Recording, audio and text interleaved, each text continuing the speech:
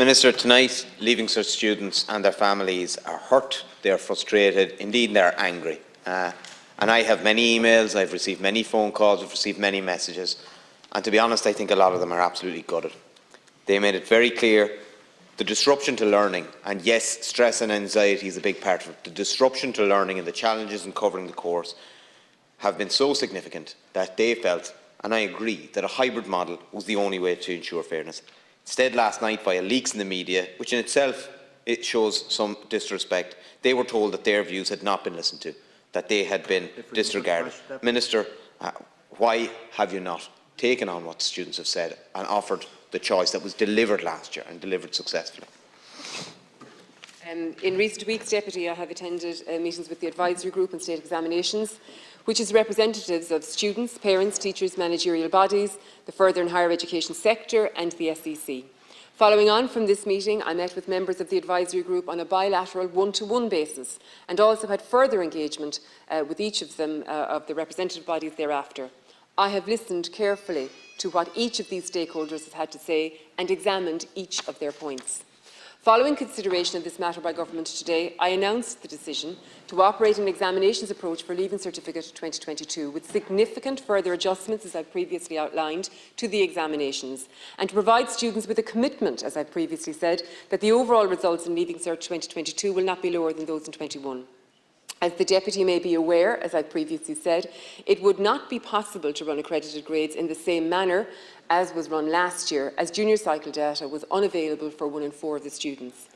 The further extensive changes I have announced to the examination papers, over and above those announced in August of 21, means that the candidates have a greater choice in the paper, have less questions to answer, and still have the same amount of time as in a normal year to complete the examination. For example, as I've said in maths on paper, rather than having 10 questions to answer, candidates will now have 6. This is in addition to previously announced changes, such as the running of the oral examinations and music practicals over the first week of the Easter break. Timeframes for certain assessment elements of the Leaving Certificate applied examinations have also been pushed out. Schools were also reminded of the flexibilities regarding the dates for completion and authentication of examination coursework. I have also confirmed that the junior cycle examinations will take place this summer. Adjustments to the assessment arrangements for junior cycle were published in August of 21 and provide for more teaching time in schools. They include a reduction in the number of classroom-based assessments to be completed, the removal of the requirement to complete the assessment tasks, and adjustments to the requirements in coursework and practical performance tests. I do believe that the decision will provide Leaving Certificate students with an opportunity for their learning and attainment at the end of their post-primary education to be assessed and enable them to progress to the next stage of their lives. It also provides the certainty and clarity in this matter that has been requested. So I suppose we'll take this from the start, right? I mean, we'll take it that you agree that it was warranted, to look at the hybrid model. I'll take that at face value, given that you had meetings around it and you explored it, okay?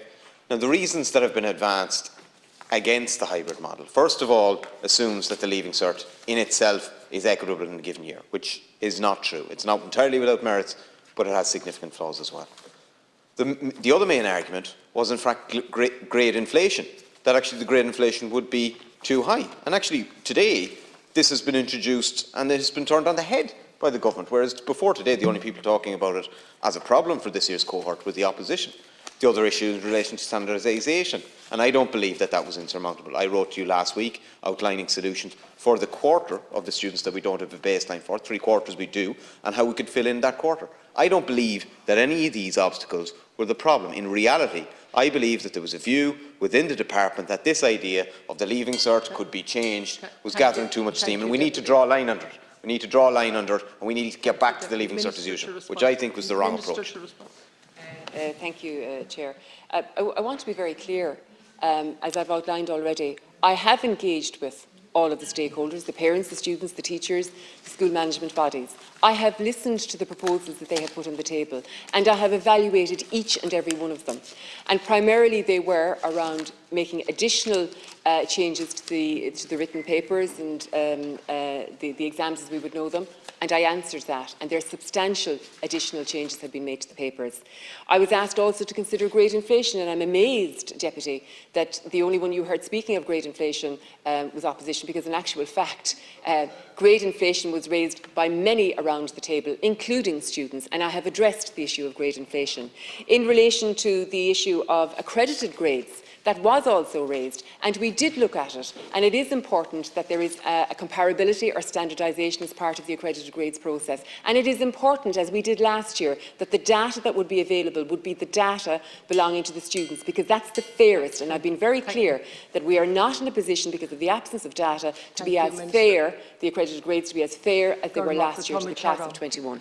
1 minute. Well, look, it's great. Standardisation, as you know, it applies to the class cohort, and you're trying to fill in a gap to achieve a baseline. So it's not that the lack of individual results for that student, if it can be filled in, affects that of individual student. But you know that in any event. In relation to the grade inflation, the point I'm making is that until today, this was presented by the government that grade inflation that was a reason not to do it. Whereas you've actually built in a grade inflation. Now look, I mean, maybe that's a mitigation that's needed with the model that you've chosen, but like, I mean, that wasn't an argument that was being advanced by anyone except the opposition, and indeed students were making that point in relation to this cohort as well.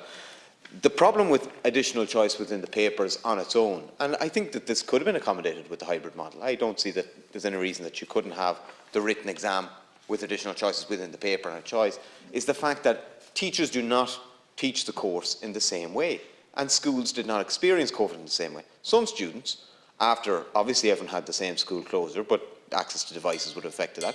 Some would have had different absences of teachers, different absences of students. The state examinations cannot tailor the choice to individual students to take into account of their different circumstances. To be fair, Deputy, what has been set out today is that there would be additional choice, which means that there is greater time and less content being required to be studied to take these exams in June. And again, I've made very clear, we're not just talking about the written exams, we're also referring to the orals, the practicals. There has been accommodations along the line there. And that was a consideration, and a chief consideration for the students. And it was a chief consideration that the students raised consistently around the table, that they felt that they could not, as the class of 2022, compete with the class of 2021 because of grade inflation. And to acknowledge that, the concession was made, and rightly so, that we said today that the class of 2022, that the grade inflation would be on a par with the class of 2021. And in relation to the accredited grades, and I think this is important, the students wanted at the heart of this that it would be fair. And it is not fair. It is not fair, as I would like it to be, in terms of students being afforded accredited grades when we do not have the data that is necessary for standardisation or for comparability.